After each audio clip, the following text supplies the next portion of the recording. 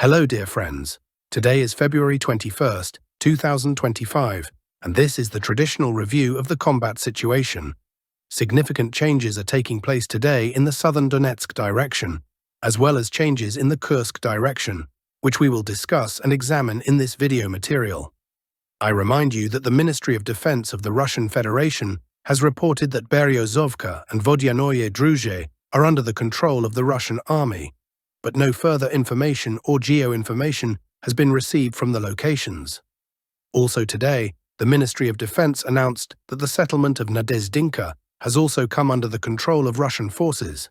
Let's start our review with the direction of Velika Novosilka, as there have been no significant changes in the Kherson and Kurakhove directions, although there are initial reports that the settlement of Pyatyhatki has come under the control of Russian forces. It was here that the Ukrainian army carried out a diversionary strike in 2023, and the main strike was launched near the settlement of Robotyne. Moving east, let's proceed to the settlement of Novosilka, located west of Velika Novosilka. Recall that Velika Novosilka is here, and to the west is the settlement of Novosilka, just Novosilka. As we mentioned yesterday, geo-information was received from this point. Yesterday, geo-information came from this point, and the entire area was under the control of the Russian army. Today, geo-information has come from this point, and we can note that the entire southern part of Novosilka, as well as the eastern part, is under the control of Russian forces. It is possible that Novosilka has already come under full control of the Russian army, but no further geo-information has been received. For now, the map looks as follows. The entire area marked in red has passed under Russian control, and we can see how Russian forces are expanding their control area. Additionally, Russian forces have cleared this pocket, and the entire area has come under Russian control. Attacks are now being carried out on Privolny and Berlyatske. This is how the map looks. Here is Berlyatska. Yesterday, we talked about how Russian forces entered the Ukrainian defense stronghold on the outskirts of the Ukrainian defense area, and today this stronghold has been completely cleared, with the entire area up to the stronghold now under Russian control. Recall that the stronghold is marked in yellow on the map. Now let's move to the settlement of Nova Cheretovata, where Russian forces have placed a flag on the street at the outskirts of the new area. A video has also appeared on the internet showing Russian soldiers holding the flag, which indicates that fighting is no longer taking place here, and there is no danger to them. For now, the map looks as it does. Most likely tomorrow, the Ministry of Defense of the Russian Federation will announce the liberation of this settlement. Typically, it takes 1 to 2 days after a flag is placed in a settlement for an official announcement.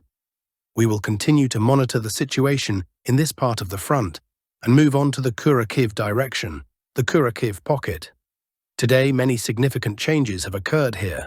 The Kurakhove pocket has been fully cleared up to the settlement of Ulakli. Recall that this area recently came under the control of Russian forces and required clearance.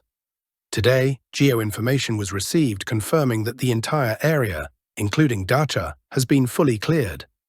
All nearby territories to the settlement of Dacha have also been cleared. There is information from Ukrainian sources that Ukrainian forces have left the settlement of Ulakli. The settlement of Ulakli is located here. Recall that just yesterday, this area came under Russian control.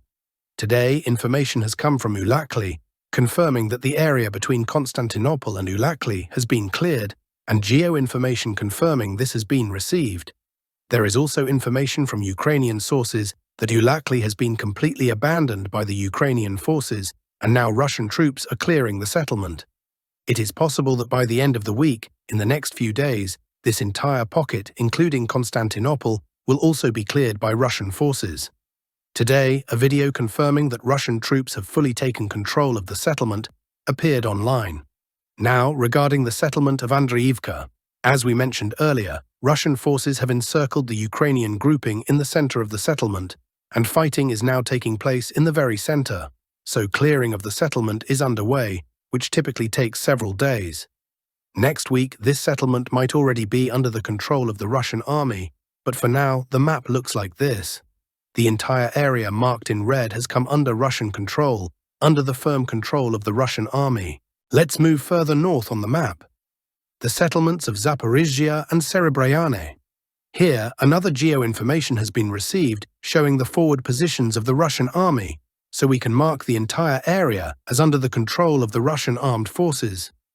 It is possible that Zaporizhzhia has already completely fallen under Russian control, but no geodata has been received yet, only from this point. That's why the map looks like this. Today, the Ministry of Defense's report also confirmed that the settlement of Nadezhdinka has come under Russian control. Let's move on to the Pokrovsky direction. There haven't been any significant changes here in the last 24 hours. Now, let's head to the Myrnohrad direction. Geo-information has come from the area of Zelenoy Pole. We can now mark this area in red on the map as under the control of the Russian army. This entire area is now under Russian control, although just recently, on February 15th to 16th, the Ministry of Defense of the Russian Federation stated that Zelenoy Pole was fully under Russian control. However, only today did we receive geodata confirming control of this settlement. As we mentioned earlier, the Ministry of Defense also reported that Beryozovka and Vodyanoye Druzhe are under Russian control, but no geo-information has come from these locations yet. Let's move forward. The settlement of Toretsk. No changes here today. It is reported that Russian troops are continuing their movement toward Sherbinivka and Novospassky, in the direction of Klebanbyk and Katarinivka. In the rest of the areas, there have been no updates on the map today. There is also no new information from Chasiv Yar, but there are reports from the north of Chasiv Yar, from the settlement of Hrihorivka. Here, Russian troops have expanded their control area to the west of Hrihorivka and have cleared the pocket marked in red. The entire area marked in red has come under the firm control of the Russian army. Let's move on to the Severodonetsk direction. No significant changes here either. It is reported that Bilohorivka is indeed under Russian control. Moving on to the Krasnolimansk direction. Here, Russian forces continue to clear the pocket formed after the capture of Yampolivka. Fighting occurred here in the forest area. Let me zoom in on the map. Here, fighting took place today, and Russian forces are clearing this pocket. As for Kolodzy, Russian forces have not started assaulting it yet, as Kolodzy is located on a hill, and the surrounding area is quite visible. It's possible that Russian forces will take control of Myrn and bypass Kolodzy from behind. That's why the map looks as it does today, without any significant changes. In the Kupiansk direction, no updates have come today. Let's move on to the Kursk direction. Several geo-information reports have arrived from the Kursk direction. Let's start with Sverdlikov.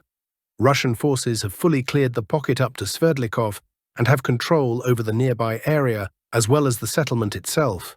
There is also information that the lifeline road, used for supplying Ukrainian forces to Sudzha, is completely unusable for supply purposes as it has been fully mined by Ukrainian forces. There are two possible reasons for this. First, to prevent Ukrainian forces from retreating, forcing them to stand their ground. The second reason is that after Russian forces close the ring, they want to prevent any possible movement of Ukrainian forces into the Sumy region. In addition to the mining, Dragon's Teeth have also been placed. It's possible that Ukrainian forces are preparing a new defensive line. There's also information from these points.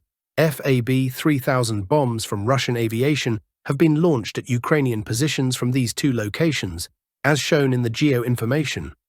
Additionally, it was reported that Russian troops are in the Kolosok children's camp, west of the Psel River. They crossed the river and set up positions there, which were attacked by Ukrainian forces using FPV drones. This creates another problem for Ukrainian forces, as Russian troops might bypass Huevo, take it under control, and then cut off the supply road from the south. As a reminder, Ukrainian forces are currently supplied via field roads that pass through the settlements of Oleshny and Hoholevka, but there is also a field road that is poorly paved for easy transport.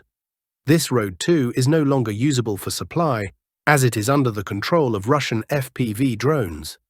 Once the ground thaws and temperatures rise, Ukrainian forces will be unable to supply their grouping using these field roads, and it is likely that this area will be completely cut off, leading Ukrainian forces into one of the largest encirclements of the special military operation. In the next couple of days, the weather will warm up significantly, which will, of course, affect the combat situation. As of today, the map looks like this. Thank you all for watching. See you next time.